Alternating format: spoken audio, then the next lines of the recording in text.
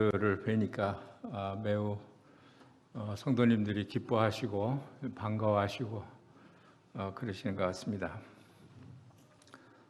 이런 생각이 났습니다. 아마 이 코로나를 겪으면서 많은 분들이 고된 그런 삶을 살고 계신다 이런 생각을 했습니다. 그럼에도 불구하고 저희들이 기쁜 마음으로 하나님 앞에 나와서 예배드리는 이런 모습을 볼 때 사도 바울이 그 자기의 병을 위해서 3번씩이나 이렇게 간구를 했는데 하나님께서는 그 사도 바울에게 내 은혜가 네게 족하다 그런 말씀을 하셨습니다. 그래서 하나님은 우리가 어떠한 형편에 있든지 간에 하나님께서 은혜를 베푸시는 그런 분이시고 우리의 마음을 평안하게 인도하시는 그런 하나님이시다. 왜 그러냐 하면 여전히 하나님은 우리를 극진하게 사랑하고 계시기 때문에 그렇습니다. 저희들이 여러분들을 볼 때도 그렇게 귀하고 아름다운데 자기를 내어주신 온 몸을 다 내어주신 그래서 우리를 구원하신 그리스도께서 우리를 보실 때 얼마나 귀하게 보실까? 얼마나 사랑하는 마음으로 이 세상에서 여러 가지 시험과 이런 고난을 당하면서 주님을 섬기고 계시는 우리 사랑하는 성도님들을 볼 때 얼마나 귀하게 그렇게 보실까? 그런 생각이 들었습니다. 마찬가지시죠? 여러분도 참 그런 고백을 하시면서 이곳에 오실 것 같아요. 하나님의 은혜입니다. 하나님의 은혜고 우리들에게 그와 같은 사랑을 계속 베풀고 계시는 그런 하나님이십니다. 저희가 지금 그 요한계시록을 읽고 있습니다. 뭐 2주, 3주 전에 읽으셨겠습니다마는 요한계시록 초반에 7 교회에 대한 말씀이 기록이 되어 있습니다. 요한계시록은 많은 양이 그 환란 시대에 일어나게 될 그런 환란에 대해서 기술하고 있는 그런 책이 요한계시록입니다. 그럼에도 불구하고 이 요한계시록을 읽으면서 우리 마음에 감동이 되는 것은 이 말씀을 하나님께서는 우리 교회에게 말씀하셨다 하는 것이에요. 1장 4절 말씀해 보시면 요한계시록 1장 4절 말씀해 보시면 요한은 아시아에 있는 7 교회에 편지하노니 이제도 계시고 전에도 계시고 장차 오실 이와 그의 보좌 앞에 있는 7 영과 또 충성된 증인으로 죽은 자들 가운데서 먼저 나시고 땅의 임금들의 머리가 되신 예수 그리스도로 말미암아 은혜와 평강이 너에게 있기를 원하노라. 그래서 7 교회에게 평강을 비시면서 앞으로 일어날 일들에 대해서 말씀하고 있는 것입니다. 이 신약 성경 가운데 여러 성경 가운데서 부분적으로 앞으로 일어날 일들에 대해서 예언하고 있습니다만은 그러나 책 전체에서 앞으로 일어나게 될 그런 일에 대해서 기록하고 있는 이 책은 요한이 예수 그리스도의 계시로 받은 요한계시록 밖에 없습니다. 그래서 저희들이 요한계시록을 읽을 때 우리는 어떤 분이 표현하기를 마음의 전율을 느낀다, 그렇게 표현을 하셨는데 저도 동감입니다. 왜 그러냐 하면 이게 앞으로 일어날 이런 사실에 대해서 하나님의 말씀과 예수 그리스도의 증거를 보고 기록했기 때문에 그렇습니다. 또 이것은 1장 1절에 말한 대로 예수 그리스도의 계시입니다. 그러니까 얼마나 믿을만하고 신실하고 참되신 그런 말씀입니까? 1.1획이라도 땅에 떨어지지 않고 다 이루어지는 그런 말씀이라는 뜻이죠. 구약 성경에 선지자들이 예언한 것도 그대로 다 이루어졌다고 한다면 천지의 주제이신, 또 죽은 가운데서 먼저 부활하신, 만주의 주이신 하나님의 아들이신 그 그리스도께서 계시로 보여주신 이 말씀이 어떻게 일어나지 않을 수가, 앞으로 이루어지지 않을 수가 있겠습니까? 베드로서 3장에 보면 어떤 사람들이, 기롱하는 사람들이 와서 주의 강림하신다는 약속이 어디 있느냐라고 조롱한다, 그런 말씀이 나옵니다. 3장 3절에 보시면 먼저 이것을 알지니 말세에 조롱하는 자들이 자기의 정욕을 따라 행하며 조롱하여 이르되 주께서 강림하신다는 약속이 어디 있느냐, 조상들이 잔 후로부터 만물이 처음 창조할 때와 같이 그냥 있다 하니 이는 하늘이 옛적부터 있는 것과 땅이 물에서 나와 물로 성립된 것도 하나님 말씀으로 된 것을 그들이 일부러 잊으려 함이로라. 아무리 주님의 강림에 대해서 조롱을 한다고 하더라도 하나님께서 말씀하신 것은 뭐라고 그랬습니까? 다시 요한계시록 보면 1절에 하나님이 그에게 주사 반드시 속히 일어날 일이다, 이렇게 말했습니다. 하나님의 말씀은 반드시 속히 일어날 일이다, 그렇게 말씀하셨어요. 정욕을 따라서 행하는 자들이 조롱하는 말에 의해서 이러한 하나님의 말씀이 결코 달라질 수가 없는 것입니다. 하나님께서는 이렇게 우리들에게 예언을 하고 기록을 해놓고 있습니다. 반드시 속히 될 일이다. 우리는 그래서 우리를 위해서 죽으시고 그의 피로 우리를 구원하신, 죄에서 우리를 해방하신, 여기 5절에 있는 말씀처럼 또 충성된 증인으로 죽은 자들 가운데서 먼저 나시고, 이게 교회를 가르치는 그런 말이에요. 누구에게 하는 말인지를 설명해 주고 있는 것입니다.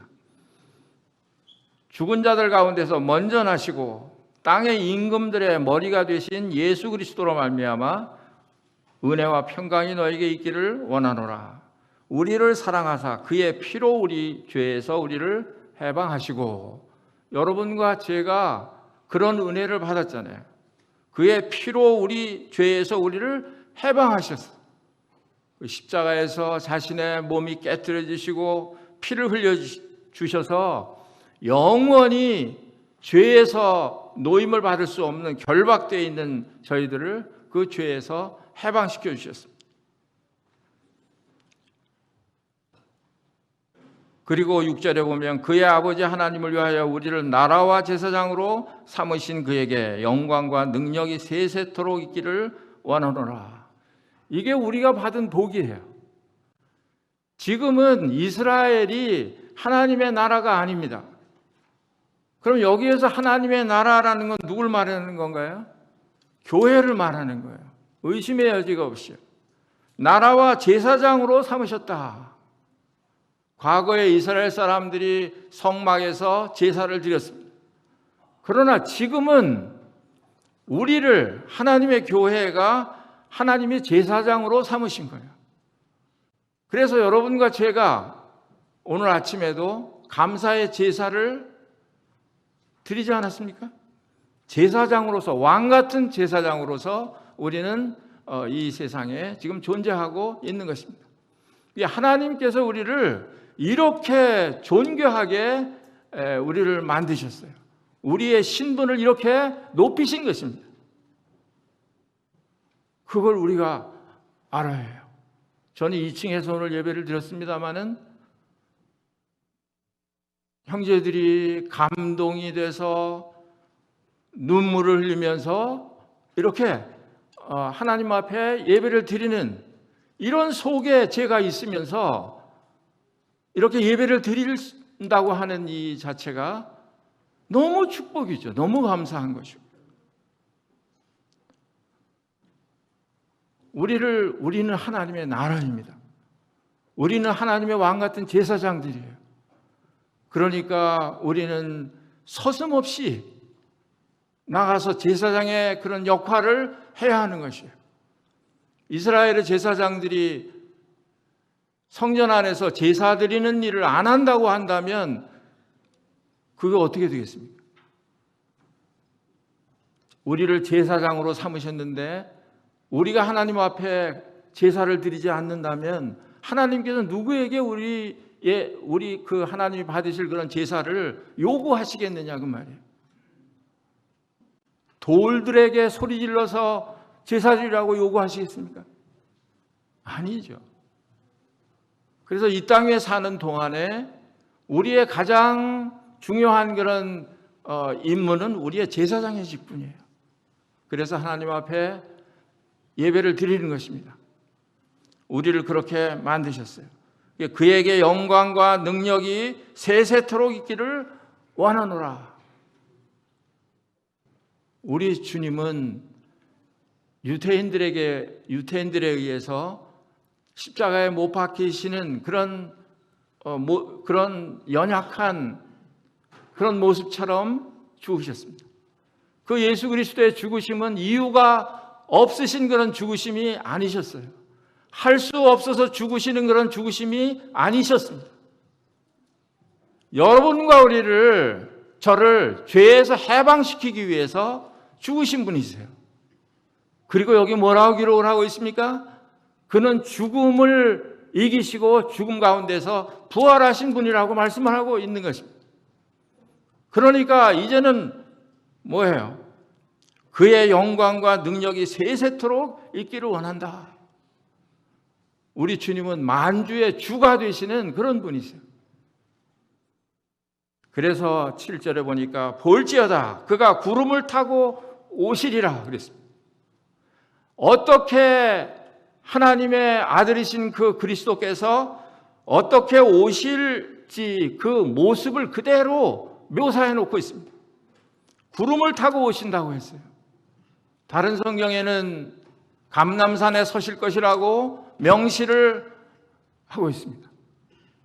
우리 주님은 구름을 타고 오실 것입니다. 감람산에 서실 것입니다. 그때 각 사람의 눈이 그를 보겠고 그랬습니다. 그를 찌른 자들도 볼 것이요 땅에 있는 모든 족속이 그로 말미암아 애곡하리니 그러하리라. 아멘. 그를 찌른 자들이 누굽니까? 자기 백성이었던, 자기 백성으로 선택을 했던 유태인입니다. 그들이 그리스도를 찔렀어요. 그리고 죽음에 넘겨주었습니다. 그 사람들이 그리스도께서 영광 중에 만왕의 왕으로 강림하실 때 그 찌른 자들이 볼 것이라고 말씀했습니다. 여기에 왜 교회에 대한 언급은 없을까요? 교회는 이미 하늘에 올라가 있기 때문에 그렇습니다. 지상에 예수님께서 강림하시게 될 때에는 그를 보는 사람들은 이 지상에 남아있는 그를 찌른 사람들이 볼 거예요. 그 유태인들이 볼 것입니다. 그러니까 이 요한계시록은 이제 과거에 군병들에게 잡혀서 십자가에 죽으시고 끌려가시고 무덤에 묻히시는 그런 그리스도가 아니신 거예요.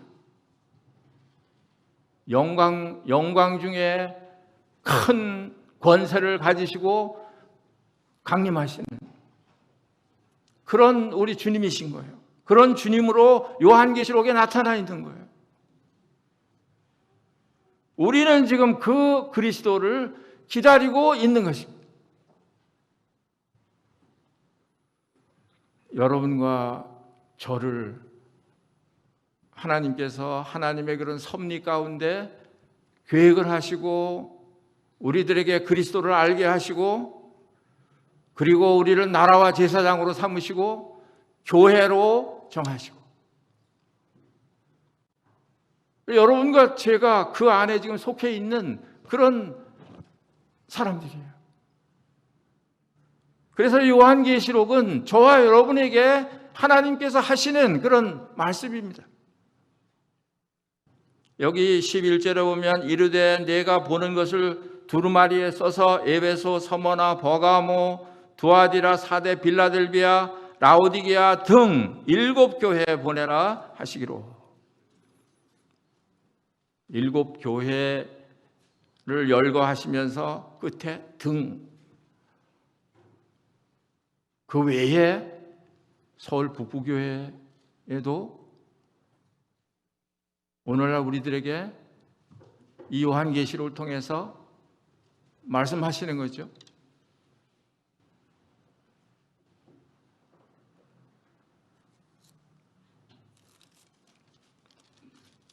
그래서 반드시 속히 일어날 그런 일들에 대해서 이 요한계시록에 대해서 요한계시록에 기록을 해놓고 있습니다. 근데 여기 7교회에 대한 말씀이 나오는데 어떻게 보면 굉장히 좀 무서워요. 여기 예수님의 그런 모습이 나타나 있는데 14절에 보면 그의 머리와 털의 희기가 흰 양털 같고 눈 같으며 그의 눈은 불꽃 같고 그랬습니다. 하나님께서 교회를 보시는 그런 눈이 불꽃 같은 그런 눈으로 보시고 계시는 거예요. 그러니까 에베소 교회, 서머나 교회, 버가모 교회 등 7교회들을 하나님이 너무 잘 알고 계시는 거예요. 너무 잘 보고 계시는 거예요. 잘하는 것도 잘 보고 계시고 또 그렇지 않은 것도 잘 보고 계시고 나타내지는 것도 잘 보고 계시고 보이지 않는 것도 잘 보고 계시고 하나님이시기 때문에 그렇습니다.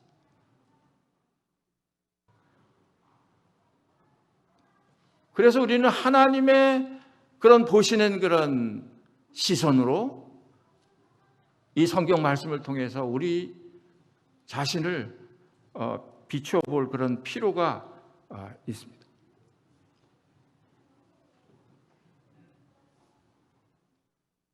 이때에도 이런 말씀이 전해졌을 때 이 교회의 상태가 어땠었느냐 하면 3장 17절에 보면 내가 말하기를 나는 부자라 부요하여 부족한 것이 없다 하나 내 곤고한 것과 가련한 것과 가난한 것과 눈먼 것과 벌거벗은 것을 알지 못하는도다. 하나님께서 요한을 통해서 계시를 하시는데도 이 말씀을 받아들일 들을 그런 귀가 없었습니다. 오히려 나는 부자다. 부여해서 나는 부족한 것이 없다. 나는 거기에 해당되는 교회가 아니야. 나는 지금 신앙생활 잘 하고 있어. 부족한 것이 없어. 이렇게 생각한다는 것이죠. 그러나 이 사람 여기서 말하는 부자, 부요하고 부족한 것이 없다, 세 가지 얘기했는데 하나님은 말씀하시기를 6가지를 얘기합니다. 네 곤고한 것과 가련한 것과 가난한 것과 눈먼 것과 벌거벗은 것을 알지 못한다.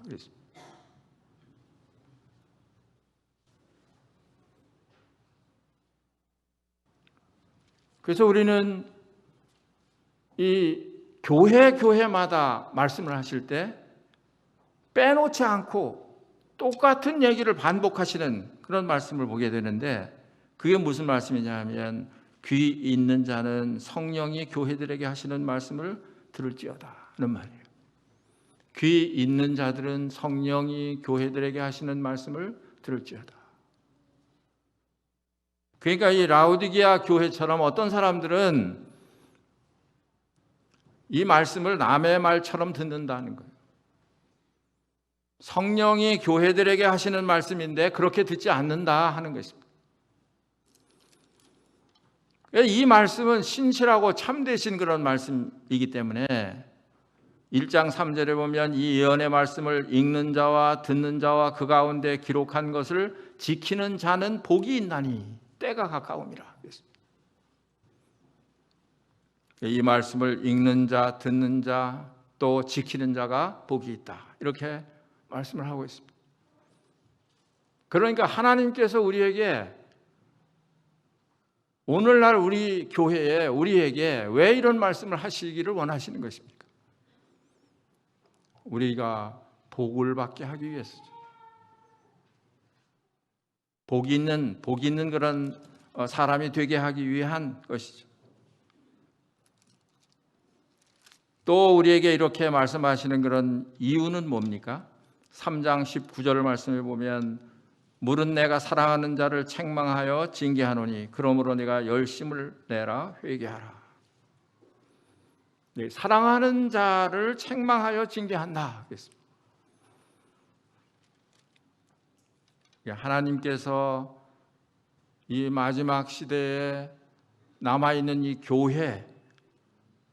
교회는 그의 신부예요. 이게 너무너무 사랑하시는 그의 신부예요. 하나님의 나라예요. 그러니까 이 하나님의 나라인 이 하나님의 교회가 온전하게 이렇게 세워져 나가기를 하나님께서는 바라시고 계세요. 그런데 이 교회는 하나님이 보호하시는 그런 교회인데도 이 교회는 역사적으로 계속 이렇게 바뀌어 왔습니다. 변천해 왔어요. 아마도 보통 이제 그 성경학자들이 7 교회를 교회가 오순절 때 성령께서 강림을 하셔서 교회가 시작된 이후로 지금 오늘날 우리가 살고 있는 이 교회까지의 그런 역사를 이렇게 보여주고 있다, 이렇게 분별을 하고 있습니다. 그래서 이 에베소 교회는 교회가 세워질 때서부터 1세기 100년까지의 그런 교회를 이제 말씀하시는 것이다, 이렇게 보고 있습니다. 두 번째로 나오는 이 서머나 교회는 핍박받는 그런 교회의 모습, 핍박받는 교회로 기록이 됐는데, 이건 2세기, 3세기에 실제로 그런 이제 상황을 그 상징적으로 우리에게 말씀을 해주고 있고, 그 다음에 나오는 교회가 이제 버가모 교회인데, 이 버가모 교회에서부터 이 교회가 변질되기 시작을 했습니다. 물론 이제 에베소 교회도 이런 지금 책망을 그런 조짐이 보입니다만은, 그러나 이제 버가모 교회는 어떤 상황이었었느냐 하면 AD 325년에 기독교가 로마 국교가 됐습니다. 그때서부터 세상의 정치하고 기독교가 결탁을 하면서 급속도로 이렇게 타락을 하게 되었습니다. 그러면서 이제 두아디라 교회가 상징하는 그런 시대로 넘어가게 되는데, 그것은 이제 카톨릭의 교황 제도가 생겨나게 되었습니다. 그래서 형식주의, 의식주의 이런 것들이 생겨나게 되고 교회가 극도로 이렇게 타락을 하게 되는 것이에요. 그래서 사대 교회에 와서는 중세 암흑기라고 해서 1000년 동안이나, 그러니까 교회 역사 가운데 반이 캐톨릭이 지배하고 있었던 그런 중세 암흑 시대예요. 이때 기독교인들을 종교재판이라고 해서 처형을 하고 화형을 하고 이렇게 했던 그런 역사입니다. 암흑의 역사예요. 6천만 명이나 되는 그런 그 많은 기독교인들이 그렇게 순교를 당한 그런 그 기간이었습니다. 그러면 이게 사대교회에 그 살았다 하는 이름은 가졌지만 죽은 교회, 교회로서의 그런 기능을 찾아볼 수 없는 그런 교회, 교회가 성경을 읽지 못하게 했습니다. 그러니까 교회에 참석하는 분들은 다 까막눈이에요. 하나님의 말씀을 직접 대하지 못하는 거예요. 그러니까 이런 그 교황이나 사제들에 의해서 어떤 일이 발생을 했습니까?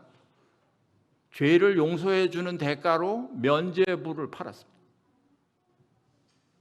또 자기네들만 기름 부은 받은 그런 성직자라고 가르쳤습니다. 또 자기네들이 사도들의 계승자라고 말했습니다. 그러면서 하나님의 대리권자로서 행세를 했습니다. 이게 중세시대의 그런 모습이었습니다. 그 다음에 나오는 교회가 빌라델비아 교회입니다. 1517년에 종교개혁이 일어났죠. 그래서 18세기, 19세기 이때 엄청난 그런 영적인 그런 부흥이 일어났던 그런 시대입니다. 그런 시대를 우리가 빌라델비아 교회 시대로 이렇게 견주어서 생각할 수가 있습니다. 그때서부터 지금까지가 라오디게아 교회의 그런 모습이에요.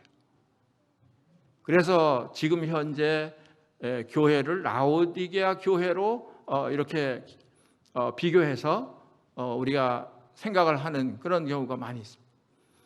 그러나 이것이 일곱 교회에 보내는 이런 편지가 에베소 교회는 에베소에게 말씀하시는 것만 보낸 게 아니고 전체를 다 보낸 거예요. 그 말은 무슨 말이냐 하면 일곱 교회에 하나님께서 하시는 그런 말씀을 모든 교회들이 다 들어야 된다 하는 것이에요. 그 중에서도 에베소 교회는 우리가 눈여겨서 봐야 되는 그런 교회입니다. 왜 그러냐 하면 에베소 교회가 교회의 그런 시작에서부터 이 탄생하는 그런 교회이기 때문에 그렇습니다. 에베소서를 아마 여러분께서 읽어보신 적이 있고 들으신 그런 경험이 있으실 텐데요. 이 에베소서는 굉장히 영적으로 아주 풍성한, 은혜가 풍성한 그런 교회였습니다. 그래서 어떤 분은 에베소 교회를 말씀하기를 신령한 교회다. 이제 반대로 고린도 교회는 육신적인 교회고, 이렇게 비교해서 이야기하는 분들도 있을 만큼 이 에베소 교회는 굉장히 아주 풍성한 그런 교회였습니다. 놀라운 교회였습니다. 그래서 여기에 보시면 에베소 교회에 대해서 이렇게 말씀하고 있습니다. 에베소 교회 사자에게 편지하라. 오른손에 있는 7 별을 붙잡고 7 금 촛대 사이를 거니시는 이가 이르시되 내가 내 행위와 수고와 내 인내를 알고 또 악한 자들을 용납하지 아니한 것과 자칭 사도라 하되 아닌 자들을 시험하여 그의 거짓된 것을 내가 드러낸 것과 또 내가 참고 내 이름을 위하여 견디고 게으르지 아니한 것을 아노라. 뭐 이 말씀을 읽을 때 이거보다 더 완벽한 교회는 없을 정도로 그렇게 묘사되어 있습니다. 아주 완벽한 그런 좋은 그런 교회로 묘사되어 있어요. 근데 문제는 뭐냐 하면 이게 초대교회의 모습이에요. 우리가 초대교회의 모습을 우리가 잘 알고 있지 않습니까? 사도행전 2장, 3장에 나타나 있는 그 초대교회의 모습. 내 것을 내 것이라고 하지 않고 다른 사람들과 나누는, 재산을 팔아서라도 다른 사람들과 나누는 이런 사람. 또 날마다 성전에 모이기를 힘쓰고 교제하고 떡을 떼고 기도하기를 전혀 힘쓰는 이런 교회. 성령께서 유감없이 역사하실 수 있었던 그런 교회. 그런 교회가 사도행전에 나오는 그런 초대 교회. 그런데 이런 교회의 모습이에요. 모습은 그런 교회의 모습인데 지금 이 에베소 교회는 뭐예요? 그 모습만 남아 있는 거예요. 그런 그것을 행하는 그런 동력, 그런 동기, 그게 상실된 그런 교회예요. 그래서 여기에 그러나 너를 책망할 것이 있나니 너희 처음 사랑을 버렸느니라 이렇게 말하고 있습니다. 우리는 보통 이제 처음 사랑을 얘기할 때 우리가 구원받았을 때 얼마나 기쁨으로 주님을 사랑하고 이렇게 섬겼나 하는 것을 이렇게 추억하는 이런 이제 이야기를 우리가 많이 하고 있습니다만은, 그러나 이제 사실은 이 말씀은 그 이상의 그런 말씀이에요. 왜냐하면 어떤 사람들은요 첫사랑이 없는 사람도 있어요. 처음에 믿을 때는 그냥 밋밋하게 믿었는지 안 믿었는지 이런 사람도 있어요. 모든 사람들이 다 첫사랑에 불타서 그런 것은 아닙니다. 그럼 그렇다고 해서 그 사람은 아닌가? 그렇지 않아요. 먼저 된 자가 나중되고 나중된 자가 먼저 되고 이런 일들이 얼마든지 많이 일어날 수 있습니다. 시작할 때는 그렇게 뜨뜻미지근하게 시작을 했는데, 그런데 주님을 알고 배우고 또 믿고 이래서 과거 믿을 때보다 더 주님을 뜨겁게 사랑하고 섬기는 그런 사람들도 우리 주변에는 얼마든지 많이 볼 수 있기 때문에 그렇습니다. 그러나 이제 그런 이야기라고 보기보다는 이 교회는 그런 어떤 초대 교회를 우리로 하여금 생각하게 하는 거예요. 처음 사랑을 버렸다. 그러니까 이 에베소 교회도 처음에는 그렇게 초대 교회처럼 이렇게 되어 있었지만, 그러나 이제는 그 힘을 상실한 그런 교회로 전락되고 말았습니다. 처음 사랑을 잃었다.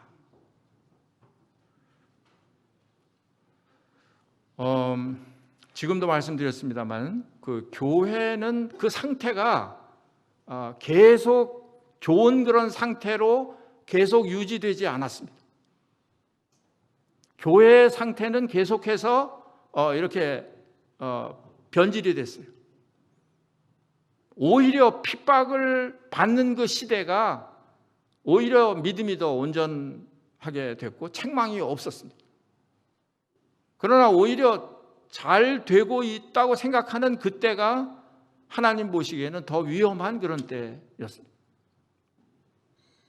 오늘날 시대가 그런 시대에 우리가 살고 있지 않나 하는 생각을 하게 돼요.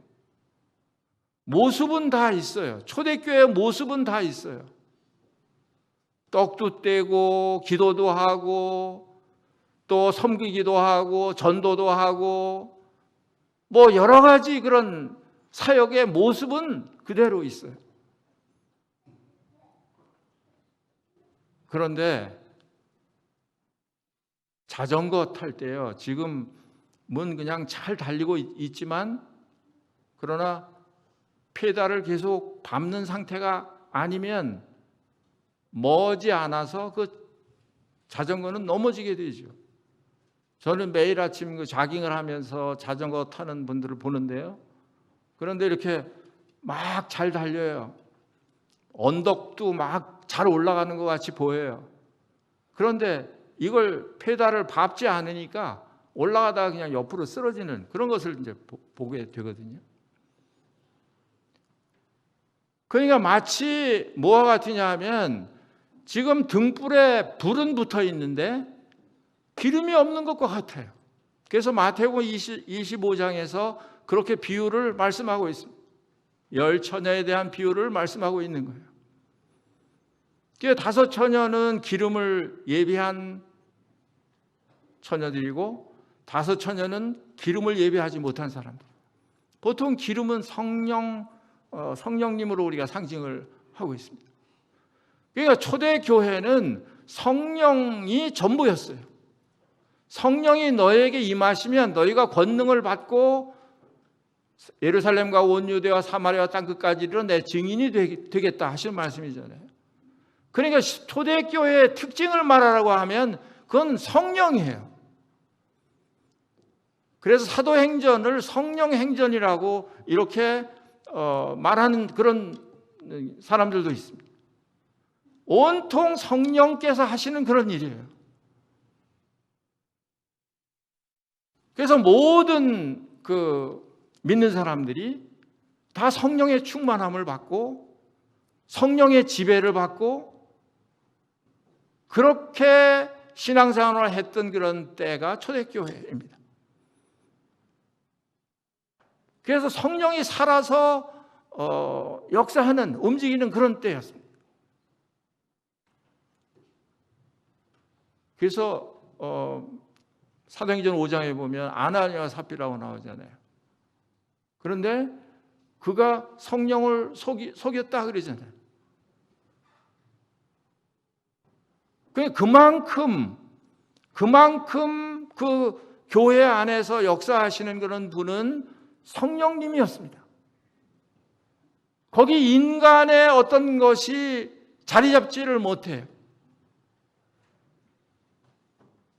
그러니까 성령이 마음대로, 이게 성령님은 엄청난 파워를 가지고 계신 분인데도 불구하고 우리의 자유의지를 꺾지 않으시죠. 그러니까 우리와 상관없이 하나님이 그냥 막 역사하시는 그런 분은 아니신 거예요. 그만큼 자신을 성령님께 내드리고 성령님이 나를 주관하도록 주장하도록 주인이 되도록 내드려야만 그분이 나를 주장을 하시게 되는 거지. 내가 그것을 원치 않는데 성령님이 강압적으로 하시는 그런 성령님이 아니신 거예요. 그러니까 초대교회 때는 모든 사람들이 다 성령의 충만을 받아서 그 성령의 지시하는 대로, 그러니까 빌립도 그렇고 다른 그런 일꾼들의 그런 그 모습을 보면 성령의 지시하심을 받아서 어디로 갔다 뭐 이런 말씀들이 많이 나오고, 그러니까 그만큼 성령이 모든 것을 다 주장하시는 그런 분이셨어요.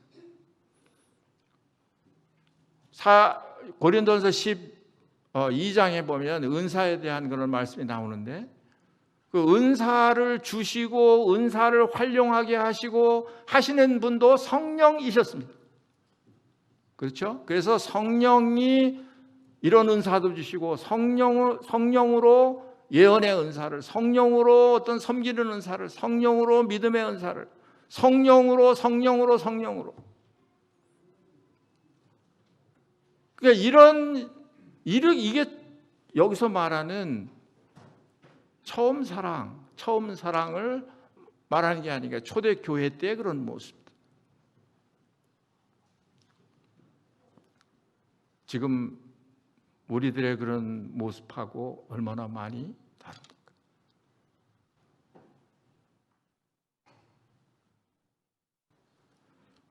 그래서 여기 보니까 이런 말씀이 있습니다. 5절에 보니까 그러므로 어디서 떨어졌는지를 생각하고 회개하여 처음 행위를 가지라. 만일 그리하지 아니하고 회개하지 아니하면 내가 네게 가서 내 촛대를 그 자리에서 옮기리라. 이거 엄청나게 무서운 말씀이에요. 촛대를 옮기겠다. 이거는 아주 자비가 없는 말로 한다면 그냥 교회를 없애겠다는 말이에요. 조금 더 완화된 말로 한다면 뭐예요? 여기 보니까 7 촛대는 7 교회죠. 그래서 이 교회는 세상의 빛이라서 교회를 통해서 빛을 비치게 하시는 그런 목적인데 교회로서의 그런 기능을 전혀 못하는 거죠. 교회로서의 기능을 못하는 거예요. 어제 지난 수요일 날 충격적인 얘기를 우리가 들었죠. 싸우는 사람 보고 왜 교회 가서 싸우지 여기서 싸우냐 그랬대잖아요. 그러니까 세상 사람들에게는 교회가 그런 모습으로 비춰지는 거예요. 그저께인가요? 아침에 자깅을 하다가 보니까 두 사람이 막 자전거 타는 사람 한 사람하고 걷는 사람하고 막 소리 지르면서 싸우고 있어요. 그래서 왜 그런가 봤더니 자전거 타는 사람은 걷는 사람한테 왜 자전거 길을 침범을 해가지고 자전거 못 나가게 가로막냐 이러고 소리를 지르는 거고요. 또 반대 사람은 내가 어떻게 방해를 했냐? 당신이 사람 다니는 길로 왔으니까 그렇지. 그런 거예요. 그러니까 죄송합니다. 미안합니다. 이렇게 할 여유가 없는 거예요.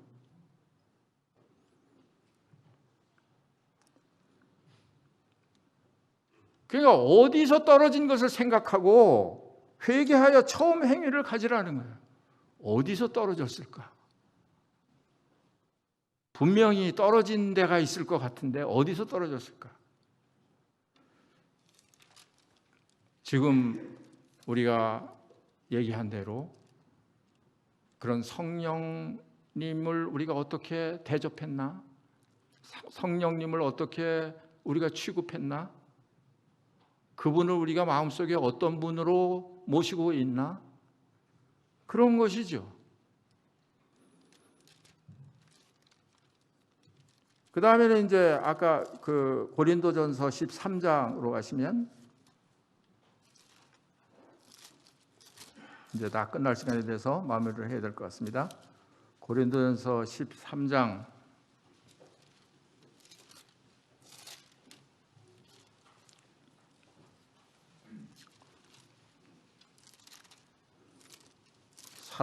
사랑장입니다. 사랑장.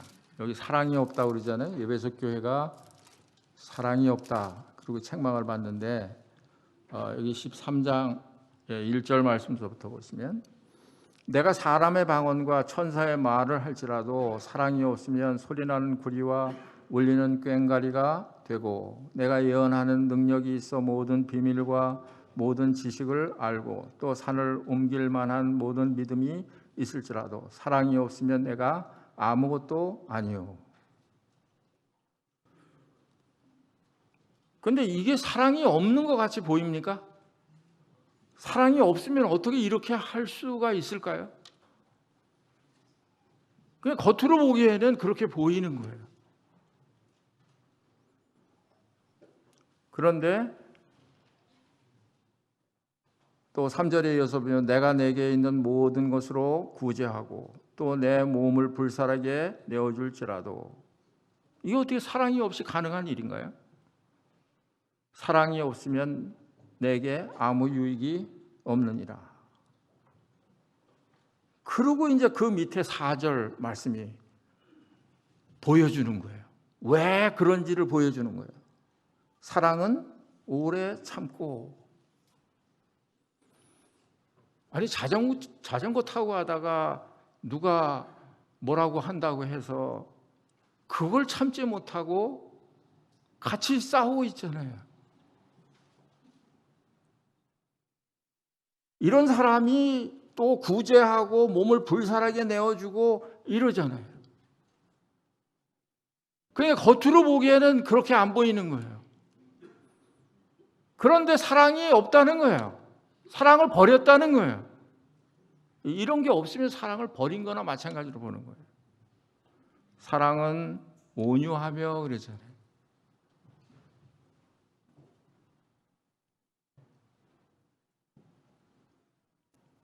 이 여러분들한테만 하는 얘기가 아니에요.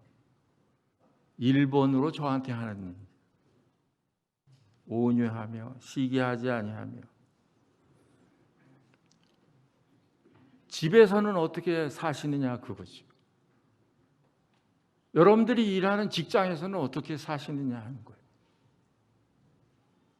그게 사랑이 있느냐 없느냐 하는 그런 시금석이에요. 오래 참으십니까? 온유하십니까? 시기하지 아니하며 사랑은 자랑하지 아니하며. 얼마나 우리 사람들이 이런지요. 교만하지 아니하며. 자기가 제일 잘났어요. 자기가 제일 최고예요. 무례히 행치 아니하며. 사랑은 어떤 사람도 무시하지 않습니다. 어떤 사람도 얕보고 무례하게 행하지 않아요. 자기의 유익을 굳지 아니하며 성내지 아니하며. 사랑이 있나요 없나요? 에베소 교회에 말한 처음 사랑을 버렸다고 말씀하셨는데 진짜 버렸나요? 아닌 거예요. 우리가 인정을 해야 되나요? 안 해야 되나요? 악한 것을 생각지 아니하며 불의를 기뻐하지 아니하며 진리와 함께 기뻐하고 모든 것을 참으며 모든 것을 믿으며 모든 것을 바라며 모든 것을 견디느니라. 저는 이것을 보면서 맞다. 에베소 교회가 바로 바로 나다. 꼭 나보고 하는 소리 같네. 여러분들은 생각할 때 김영재더라 하는 소리를 이렇게 생각하시면 안 되고요. 다 나보고 하는 소리 같네. 졸리시도 하신데 한번 해보실까요? 시작. 네. 안 하시는 분들은 뭐예요? 다 나보고 하는 소리 같네.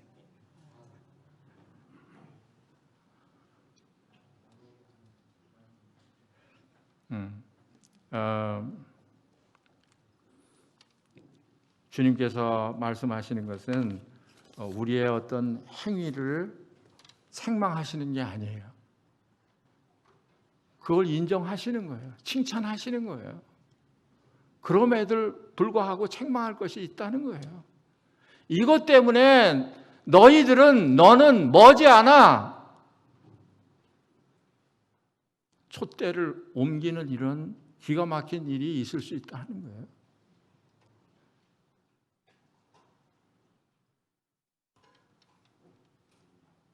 예수님께서 바리새인들에게 너희는 박하와 회황과 근처에 11조는 드리는데 그런데 그보다 더 중한 의와 인과 신은 버렸다. 그러면서 이것도 행하고 저것도 버리지 말아야 할 것이니라. 그런 말씀하셨어요. 우리 보고 하지 말라는 거 아니에요. 그런데 우리를 살피라는 거예요. 어떠한 동기에서 어떠한 동력으로 하느냐 하는 거예요. 성령으로 하느냐, 그리스도의 사랑을 가지고 하느냐, 아니면 그렇지 않느냐, 내가 하는 것이냐, 육신이 하는 것이냐 하는 걸 살피라는 거예요. 이런 소리 듣기 좋은 사람이 어디가 있습니까? 그런데도 우리는 지금 이런 경고를 받고 있는 거예요.